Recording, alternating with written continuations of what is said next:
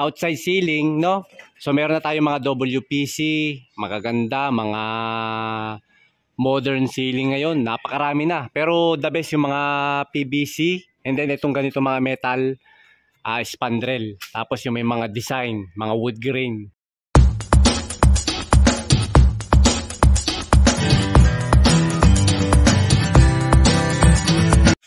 At so yun mga boss, so welcome back sa ating channel muli, Julie M. At para sa episode natin for today, mag-share naman ako sa inyo ng diskarte about sa pag-install ng ating mga metal spandrel ceiling. So kung paano yun, panoodin nyo yung video na to, napaka-basic dito. At so yan mga bossing, bago tayo mag-start ng ating ceiling installation, ipapakita ko muna yung ating mga gagamiting materyales. So unang-una, kailangan natin ng metal spandrel. So ang metal spandrel natin mga bossing ay iba't ibang klase ng kulay, ng kapal, ng design. So baling gagamitin natin dito is itong may wood grain design. Ayan. And then syempre, kung meron tayong spandrel, hindi mawawala yung ating molding. Ito yung ating end molding. Ang tawag nung iba dito, C-molding, end molding, molding, ayan. Yung molding natin, syempre kung anong kulay ng ating spandrel na gagamitin, dapat ganun din yung ating gagamitin na molding. Ayan, wood grain din siya. Okay? So ngayon, kapag ang ating gagawing kisame ay katulad nito, paikot lamang, ayan, paikot lang. So isang klase lang ng molding yung gagamitin natin. Ito lamang end molding or C-molding. Ngayon, kung meron naman tayong tinatawag na kantomesa, katulad nung magkikisame tayo sa mga bulada ng ating mga bubong, gumagamit na tayo minsan ng T-molding, T-joint para dun sa salubungan ng mga spandrel. So, pero pag ganitong rectangular shape, kwadrado, isang molding lang.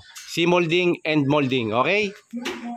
Yan. So, bali, unang step na gagawin natin, mga master boss, maggagawa muna tayo ng molding. Ikakabit natin yung molding depende sa level, sa height ng ating kisame, kung saan man yan nakasukat, nakalibel, depende na sa inyo mga bossing, no? So pag mga ganitong bulada, yung kisame natin dapat is mataas para sample na umulan katulad nito, 'di ba? Outside ceiling siya.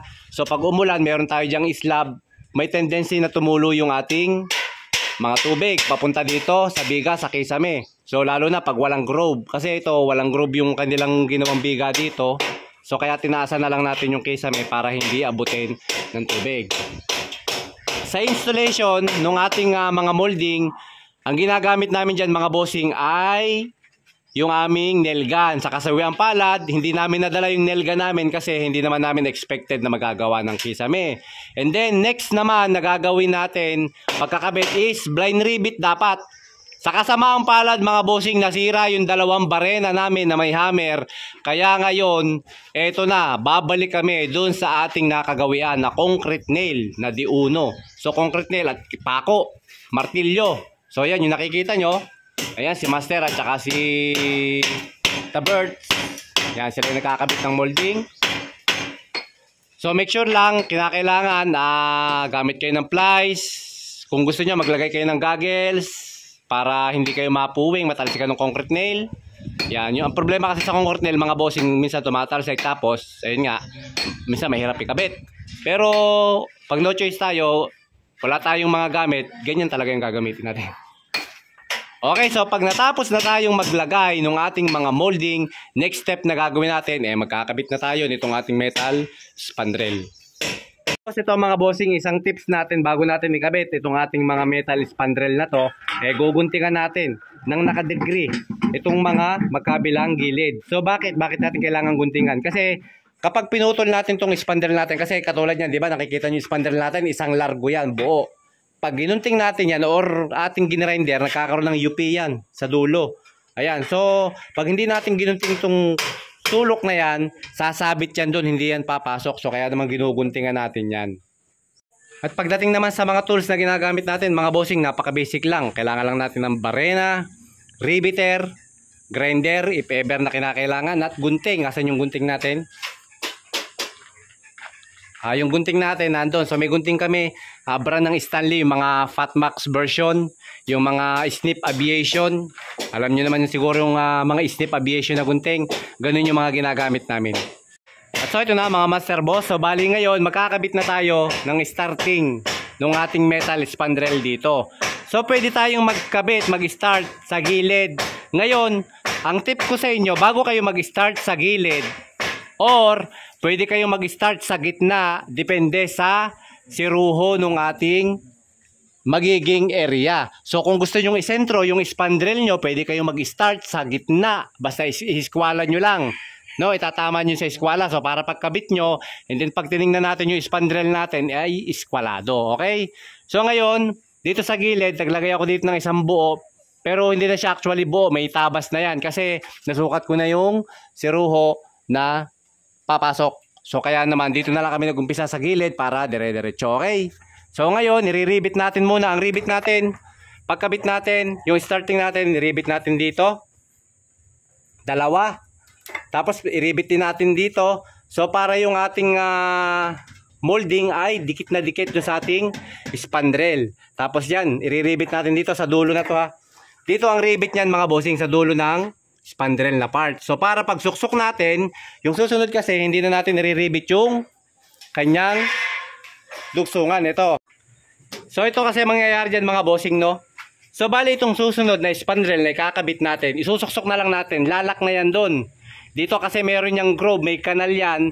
Itong nakapasobra na yan, ito makikita nyo, yun no. Dito, papasok itong part na to nung ating spandrel. Papasok yan doon para maging lock. So ngayon, pag lalak natin ng ganyan, self-lock ang tawag dyan mga bossing, no? Self-lock. Ngayon, titingnan nyo mabuti yung distance ng groove. Pag magsusuksok kayo ng spandrel, kinakailangan magkasing laki yung groove.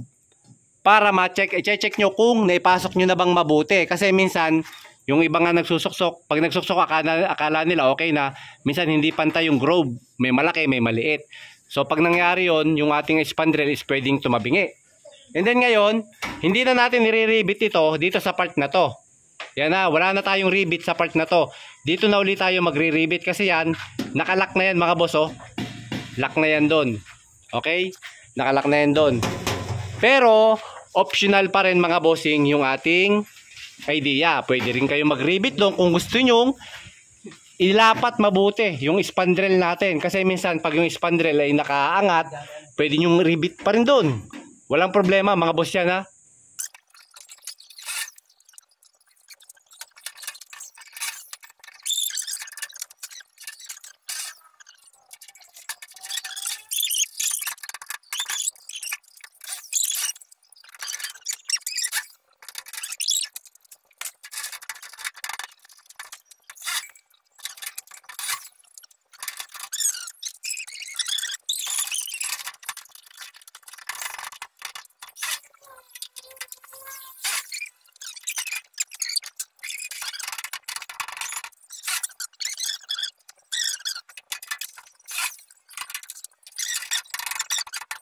Ayan na mga bossing, tapos na natin gawin yung ating spandrel sealing. Ayan. So bali, yung next episode naman natin, part 2, i-share ko naman sa inyo kung paano naman ikinakabit yung pinaka last part ng mga metal spandrel sealing. O yan, panoodin mga boss, abangan nyo na lang para hindi mahaba yung video.